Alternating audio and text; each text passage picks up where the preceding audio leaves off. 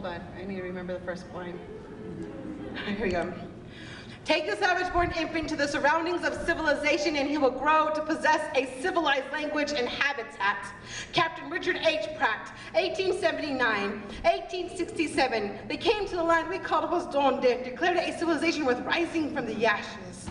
I watched how my people were being rounded up like cattle, taken to Bosco Redondo, our women and children used as target practice. When the canals that my brothers and sisters left from the Hohokam people overflowed with water again, dying of thirst would have been just a small justice as the buildings and roads kept coming, a monsoon full of white settlers and asked me, what does it mean when you say Phoenix, Arizona to an Indian? It means looking for shade to hide on concrete. It it means looking for shade on concrete as 115-degree heat beats you down. It means missionaries kidnapping our children. Save the man, kill the Indian was more of a tagline. It was the shears cutting the long black hair of our native men. It was the uniforms replacing tribal regalia. It was the bars of soap washing out our language. Some of us never left. Leaving footprints over slabs of stone and adobe, a mirage of the reservation reflecting off of building windows. My non-native brothers and sisters asking me, why are your people alcoholics? Why are your people homeless? Why are your people lost? My answers are never satisfying, never full enough to feel their curiosity, but too honest for them to stomach. When the US government forced us to sign treaties, they had no idea that while burning us down would only give us more heat to rise. We rise with heat under our souls, giving us speed, Billy Mills.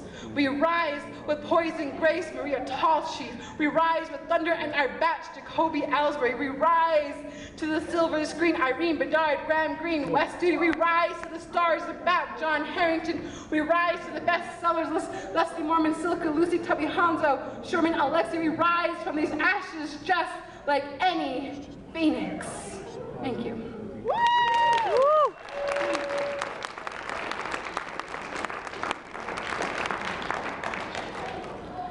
Amanda, this poem is for you. Thank you for all the work that you are doing for our people and for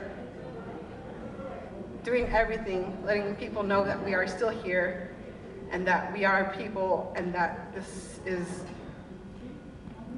unnecessary. And so thank you. Everybody in Cleveland loves the Indians. Everybody loves them some Indians. Love you some Indians. Be the Indian, not the cowboy. Throw on a war bonnet. Tell me it's fashion. Tell me how imitation is the sincerest form of flattery. Go to your local truck stop.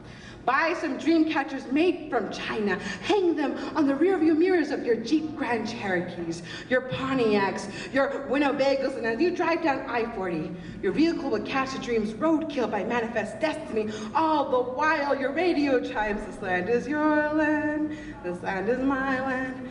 Love you some Indians. Honor them by making them mascots. Turn them into cartoon characters. Costume yourselves in crimson paint. Use the blood off of redskins smeared all over. Cover every inch. Add big black eyes, and big smile, and white teeth. And don't forget the fake feathers. Cover your skin. Don't tell me it doesn't come with privilege. Cover it, hide like you're ashamed of pigment, like it separates you from the norm. Tan that hide, work beneath suns, make it so scarlet it becomes purple in the shade. Add feathers, add bows and arrows. You're an Indian now, dance. The stadium is your bonfire. You are Indian. Practice your tomahawk chop. You are Indian. Welcome the Braves that have a higher enlisting rate in our armed forces. Welcome the Kansas City Chiefs as they make the way for the halftime spectacular. Welcome the Seminoles as the ghost of Osceola haunts the Enfield. Washington Redskins, don't change your name. Instead, hashtag Redskins Pride. Make social media our battleground because we all know that Indians don't have Twitter accounts. We still use smoke signals. Applaud the Cleveland Indians Chiefs Wahoo's bright white chompers as it casts you a reflection on how to love you some Indians go paint the town.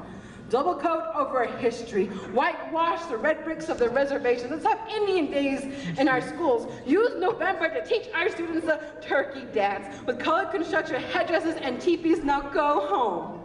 Wash off the paint.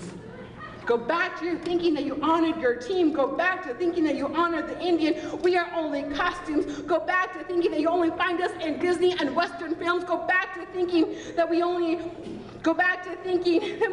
exist in history books. Go back to thinking that all of this was just fun and games. Now shake my hand. And ignore how your fingers lasso around my wrist, tying us to our ancestors, yet we still survive. Now tell me, how knowing me is your privilege and how you loved you, an Indian. Thank you.